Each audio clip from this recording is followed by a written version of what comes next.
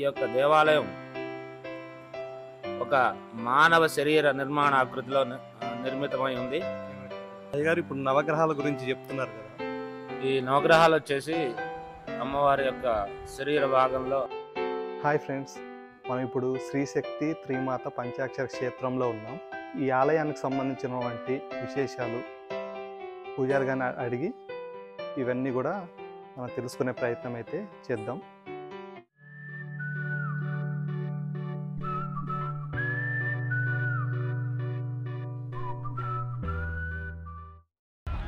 భద్రాద్రి కొత్తగూడెం జిల్లా కొత్తగూడెం బస్టాండ్ నుంచి ఎగ్జాక్ట్గా 1 కిలోమీటర్ దూరంలో ఈ ఆలయం ఉంది. మనం ముందుగా ఈ ఆలయంలో ప్రతి సంవత్సరం జరిగేటటువంటి కార్యక్రమాలను అయితే చూద్దాం.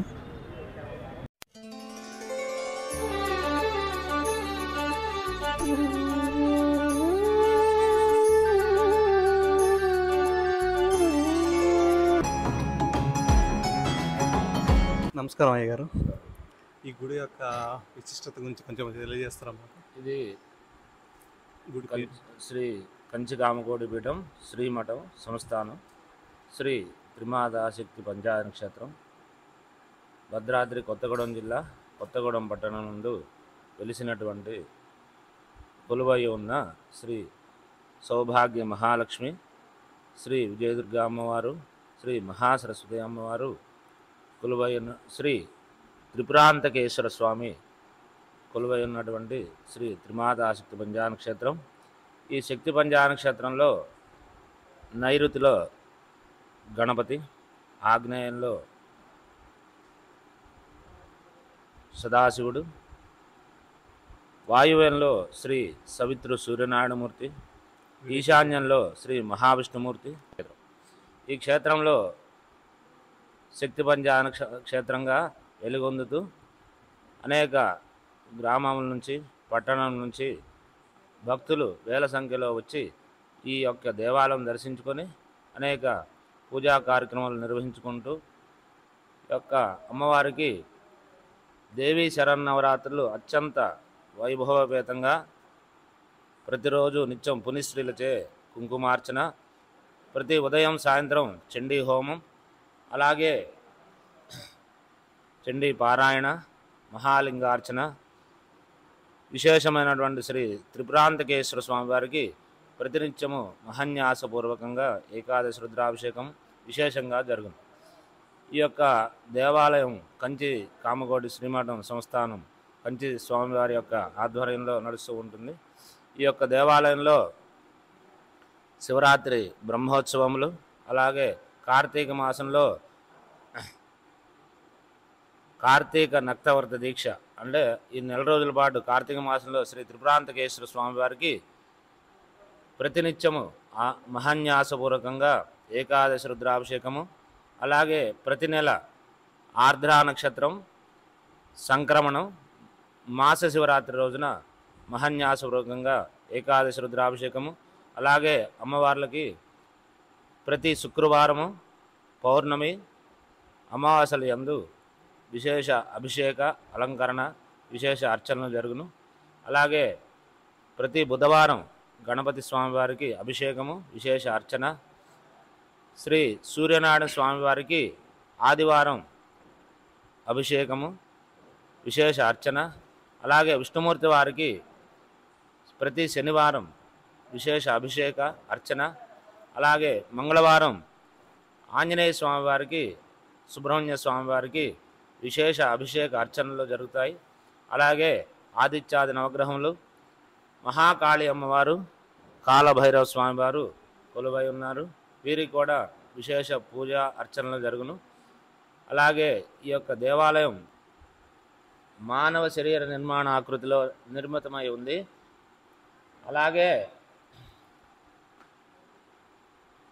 ఈ శిరస్సుగా శిఖరం, అలాగే ముఖంగా విజయదుర్గా అమ్మవారు, 2 కళ్ళుగా లక్ష్మీ సరస్వతులు, 2 కర్ణములుగా గణపతి సూర్యనారాయణ స్వామివారు, 2 భుజములుగా శ్రీ సదాశివుడు, శ్రీ ఆది మహావిష్ణుమూర్తి స్వామివారు, అలాగే ఈ కుక్షి భాగం, ఈ ఉదర భాగంలో ఈ ఉదర భాగంలో మండపం, అలాగే ఈ నాభి స్థానంలో మహాకాళి అమ్మవారు, ఈ కటి భాగంలో శ్రీ సుబ్రహ్మణ్య స్వామివారు, అలాగే ఆదిత్యాది నవగ్రహములు, అలాగే దేవాలయానికి ప్రాణమైనటువంటి ధ్వజస్తంభం, అలాగే పాద అమ్మవారి పాదములుగా మహారాజగోపురం ఇలా నిర్మితమై శ్రీ ప్రతి ఉత్సవం అంటే గణపతికి గణపతి నవరాత్రులు, సౌభాగ్య మహాలక్ష్మి అమ్మవారికి శ్రావణ మాసంలో ఉత్సవములు, అలాగే మహాసరస్వతి అమ్మవారికి వసంత పంచమి, శ్రీ పంచమి విశేష అభిషేక అర్చనలు, అలాగే సవిత్రు సూర్యనారాయణ స్వామి వారికి మాఘశుద్ధ సప్తమి రథసప్తమి రోజు విశేష అభిషేక అర్చనలు, అలాగే ఆది మహావిష్ణుమూర్తి వారికి ధనుర్మాసంలో నెల రోజుల పాటు విశేష అర్చనలు అభిషేక అర్చనలు జరుగును. అలాగే సుబ్రహ్మణ్య స్వామి వారికి మార్గశిరశుద్ధ షష్ఠి సుబ్రహ్మణ్య షష్ఠి రోజు విశేష అభిషేక అర్చనలు జరుగును. అలాగే ఆంజనేయ స్వామి వారికి వైశాఖ బహుళ దశమి హనుమత్ జయంతి రోజు విశేష అభిషేకంలో అర్చనలు జరుగును. ఎంతో విశేషమైనటువంటి ఈ దేవాలయానికి ప్రతి మంగళవారం మధ్యాహ్నం 2 గంటల నుండి సాయంత్రం 5 గంటల వరకు రాహుకాల పూజ జరుగుతుంది. ఈ రాహుకాల పూజ ఏంటంటే 36 వారములు ఉంటుంది. ఈ 36 వారంలో మన యొక్క సంకల్పం అనుకొని ఫలానా సంకల్పం అంటే చదువు, విద్య, ఉద్యోగం, అన్యోన్య దాంపత్యం, సంతానం ఇలా అనుకొని ఈ రాహుకాల పూజ స్టార్ట్ చేసినట్టయితే అమ్మవారు మీకు అనుగ్రహించి ఈ 36 వారాల లోపే మీకు సత్ఫలితాలను ఇస్తుందని ఈ చుట్టుపక్కల గ్రామాలు కానీ పట్టణాల్లో కానీ విశేషమైన ప్రతీతి. కాబట్టి ఈ రాహుకాల పూజకి ఎంతో వైభవంగా జరుగుతుంది. ప్రతి మంగళవారం మధ్యాహ్నం 2 గంటల నుంచి ఆ మంగళవారం మధ్యాహ్నం ఉపవాసం ఉండి ఆ పూజ చేసుకొని సాయంత్రం భోజనం చేసి అమ్మవారి యొక్క ఆశీస్సులు తీసుకోవాలి. అయ్యగారు, ఇప్పుడు ఇతర మనం గుళ్ళల్లో చూస్తాం కదా, ఈ నవగ్రహాలు వచ్చేసి బయట ఉండేవి, ఇప్పుడేమో ఇక్కడేమో గుళ్ళోనే ఈ నవగ్రహాలు ఒక దేవాలయంలో అంతర్భాగం. ఇప్పుడు మానవ శరీర నిర్మాణాకృతిలో చెప్పాం కదా దేవాలయం, ఈ కటి భాగంలో నవగ్రహాలు ఉంటాయి. శరీర భాగంలో అంతర్భాగంగా ఒకటే మానవ శరీర నిర్మాణాకృతిలో భాగంగా ఈ నవగ్రహాలు విడిగా ఉండవు. ఈ దేవాలయంలో అంతర్భాగంగా ఉంటాయి. ఈ యొక్క నవగ్రహాలకు సంబంధించినటువంటి దేవతలు అధిదేవతలు అంటే ఈ నవగ్రహాలన్నీ ఒక్కొక్క దేవతాధీనంలో ఉంటాయి. ప్రతి వాటికి సంబంధించిన దేవతలందరూ ఇక్కడ కొలువై ఉన్నారు. కాబట్టి ఇక్కడ విశేషమైన పూజ కూడా విశేషమైన సత్ఫలితాలను ఇస్తూ మనం కాళ్ళు కడుక్కున్నా స్నానం చేయకపోయినా ఎటువంటి దోషము ఆపాదించదు. ఈ గురుస్థానంలో శ్రీ చతుశిష్య సమేత శ్రీ ఆదిశంకర ఆచార్యులు, అలాగే శ్రీ వేదవ్యాస భగవానులు కొలువై ఉన్నారు.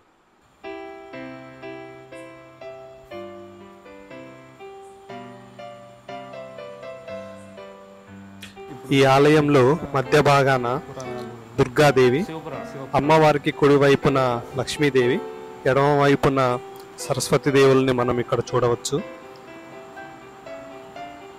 అదేవిధంగా దేవి భాగవతంలోని కథలు ఈ పైన చెక్కబడడం మనం చూస్తున్నాం.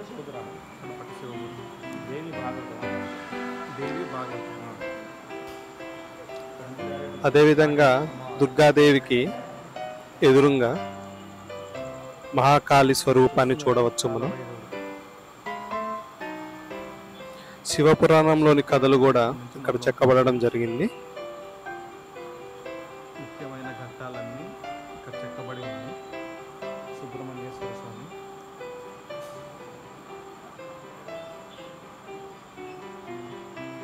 శివపురాణం మొదలై చివరి వరకు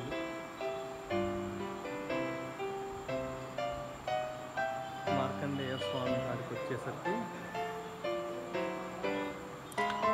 మార్కండేయ స్వామిని కూడా మనం దర్శించుకోవచ్చు. సదాశివుడైన మహాలింగాన్ని దర్శనం చేసుకుందాం.